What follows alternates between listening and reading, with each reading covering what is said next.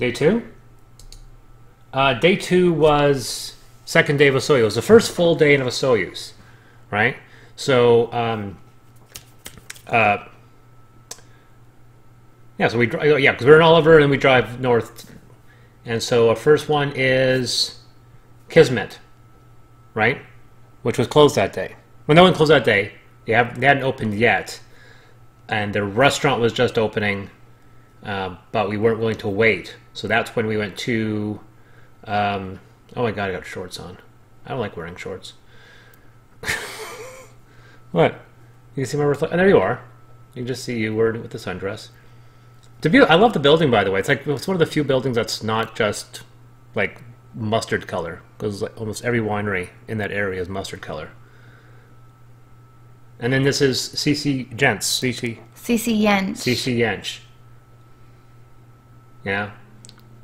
And yeah, those people where are they from? Were they? I remember we had a nice conversation with them. It's a very small winery, though. That's the thing of all the wineries in Soyuz. I think that was one of the smaller ones because there's no wine tours. It's just one little building, one little tasting room. This guy was awesome, though. It was one of my favorites. I liked him a lot. He was cool. The wine was really good too. The wine was good. I don't think we got more than 1 or 2 bottles from them, though. I think we got 4. 4 maybe. Oh. Maybe.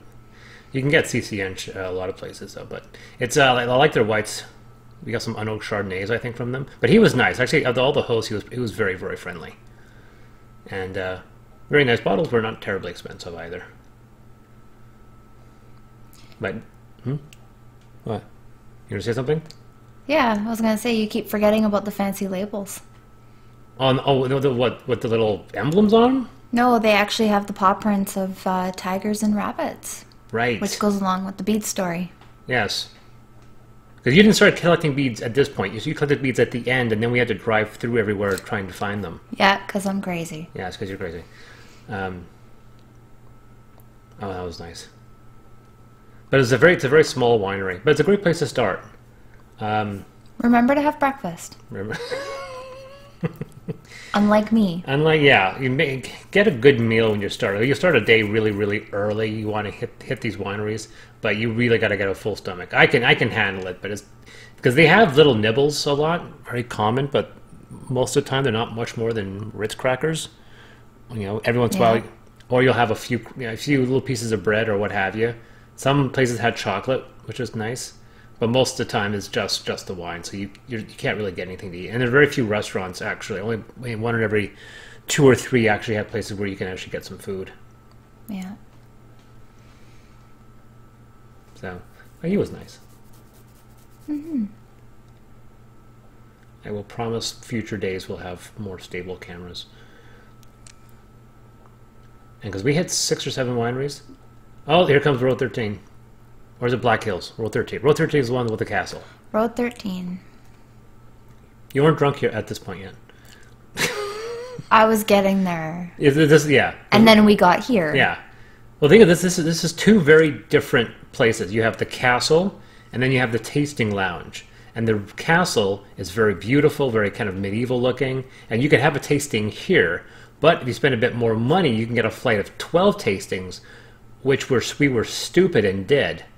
We probably could have just gotten the basic one and been happy and content. Probably. But it's beautiful. I love that. I love the castle motif. But then you get led outside, and you move from this medieval one into this modern. Yeah, very, very modern with a lot of glass, and the entire decor changes. What a view, though! That is a great view. This is the first time you've seen these in a long time, isn't it? The videos? Yeah. I've never seen most of the videos. This is the first time you've seen these, yeah. All their words on the right-hand side. And the view. And the view. That's the best thing about those Soyuz is the view. You don't get, like the view, you get views kind of like that in Naramata, but a Soyuz I think has the better views. And then we got our German-speaking... Oh, yeah. Oh, yeah, we got some food, which is not enough. I think that would have been a good snack if we had a 3 flight, but we had a 12 flight. We were like asking, is this all of it? And they're like, no, there's no more coming. So there was a lot of wine. Yeah, we ran out of bread pretty fast. Yeah. It's a pretty good charcuterie. Everybody does a charcuterie. It's becoming, I think, like an asshole. Everyone has one now. Every restaurant has a charcuterie. But they're all different. Yeah, they're all. It's like I said, it's an art form, and our German host. You were okay for about 5 or 6. I think it was about 6 or 7. I think we were both getting a little lightheaded. Probably. Which means if I was getting lightheaded, I knew you were wrecked. We actually didn't bring a lot of roads back, did we? No, not very many. I think, funnily enough, like there were a couple that were good, and we... Oh, there it comes. We actually think this was a rental, wasn't it? Yeah. Yeah, you can rent these things. So we were like, oh wow, he's got $90. Gehringer Brothers. We jumped past Hester. We jumped past Hester. Oh, is that a line? Or yeah, we jumped past Hester Creek because you were gone. You were out by that point, and I was drinking the Judge. So I don't actually have any footage of Hester Creek. So we jumped Hester Creek, which we very much stayed in for a while, and now we're doing Gehringer, which you were completely out of. I looked around. You looked around. This is actually where I started really liking the dessert wines and the late harvest and the botrytis. I started to really get a taste for those, and more often I started buying those instead of the regular. I still bought a lot of the other ones, but I really loved it. I think when we go back there again, I honestly think I'm just going to start buying ice wines and ports and all that, because I just love drinking them. Even though I rarely ever crack one open, I love the experience of when I do. He was pretty nice. He was pretty friendly. But it's definitely a small shadow compared to Hester Creek, which is much larger. Because Hester Creek has the restaurant and Gehringer doesn't. Hester's got a much larger lot, but you still don't go to one without the other. Tinhorn. Tinhorn's big. I don't know if Tinhorn and Burning Owl are tied, because Tinhorn doesn't have a... they don't have a hotel, like a lot of places do, but they are still large. Yeah, they're quite large. Yeah. Great cellar. In the audio, you hear like church music in here. You remember the church music? I'll believe you. That's Cassini Cellars. I really liked him. One thing that's actually, we were actually introduced to Cassini. Oh, there you are. There's those big double magnums. Yeah, as I stare at it in disbelief. Next time we'll bring one of those back. There he is. There's Cassini himself. Not a lot of people named Cassini. There's actually 4 well-known Cassinis. One of them's a winemaker. The other 3 are astronauts. Not astronauts. Astronomers. I'm sorry. Not astronauts or astronomers. Wait, you can't be an astronaut in the 1600s. But the wine's really good.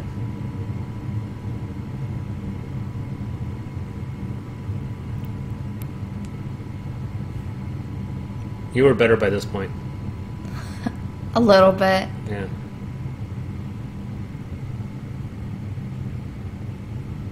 I think I was slowing down for most of today. Yeah, I wasn't stopping. We actually shipped a box of this, though. We actually shipped a box. We shipped a box of a Magnum Maximus and a whole bunch of other smaller bottles. Had them all shipped up. Were they a 6 bottle or a 12 bottle? We got 12 bottles of Crazy Lakes and 12 bottles of Silver Sage, and I think the other ones are all 6s. Yeah, I think this was 6 bottles. Yeah. But he was nice. Yeah.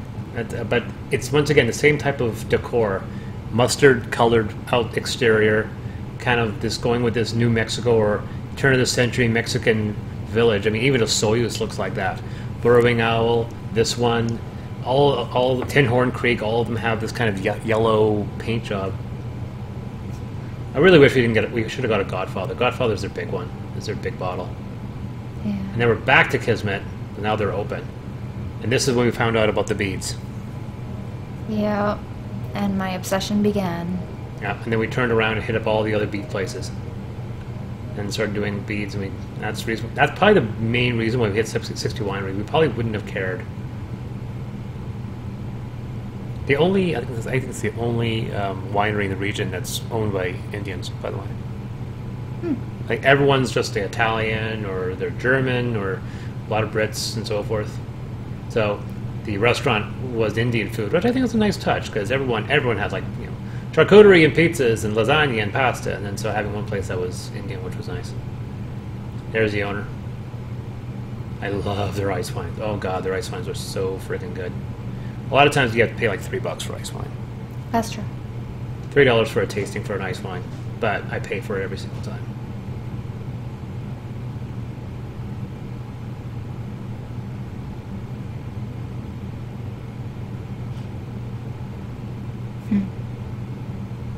Yeah, he's also a nice guy.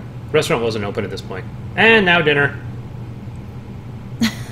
give me the camera. Give me the camera. So you can see the view. Now this is Midaro, which is the restaurant at Tinhorn Creek.